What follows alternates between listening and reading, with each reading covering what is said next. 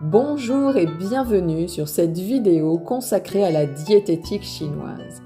Aujourd'hui, nous abordons un aliment, le soja. Son histoire, ses origines, comment le consommer, ses propriétés, mais aussi ses points de vigilance. Ce que l'on appelle à tort le germe de soja est en réalité le germe du grain du haricot mungo.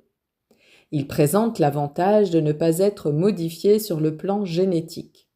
Consommé cru, croquant et frais en salade ou cuit, à la vapeur, sauté, au wok ou en soupe, il se marie très bien avec les poissons, les viandes, mélangées aux légumes ou à des nouilles.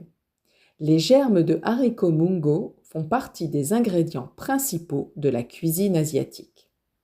Manger 150 à 200 grammes de germes crus par jour nous permet de bénéficier de leurs vertus thérapeutiques.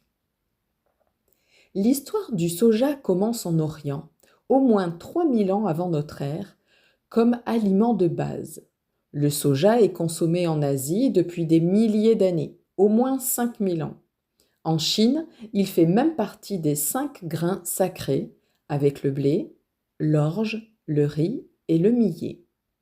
La médecine traditionnelle chinoise utilise le germe de soja fermenté pour ses propriétés sédatives, antipyrétiques et carminatives.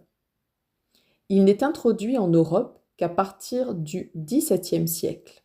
Son utilisation en phytothérapie moderne est très récente, puisqu'elle ne date que des années 90. Le soja a gagné en popularité depuis quelques années et il entre dans la composition de nombreux produits à l'usage de l'alimentation humaine.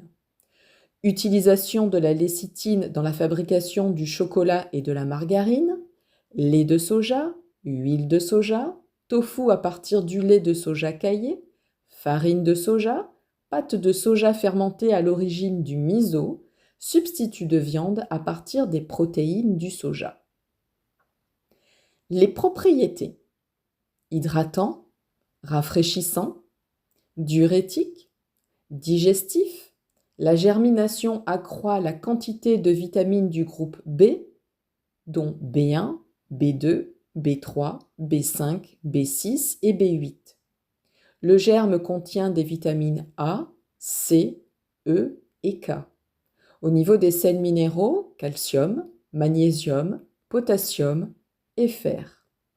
Selon la diététique chinoise, le germe de soja possède une saveur douce et une nature fraîche, voire froide. Ses propriétés: hydratation en cas de troubles inflammatoires ou infections microbiennes avec soif, urine rare et constipation, aide à éliminer les effets secondaires d'un excès d'alcool. Ses points de vigilance: consommer avec modération et en mode de cuisson sauté si vous avez un hypofonctionnement du tube digestif, selle molle, diarrhée, des urines claires et abondantes, une perte d'appétit, de la fatigue et de la frilosité. Je vous remercie de votre écoute. Je vous dis à très bientôt.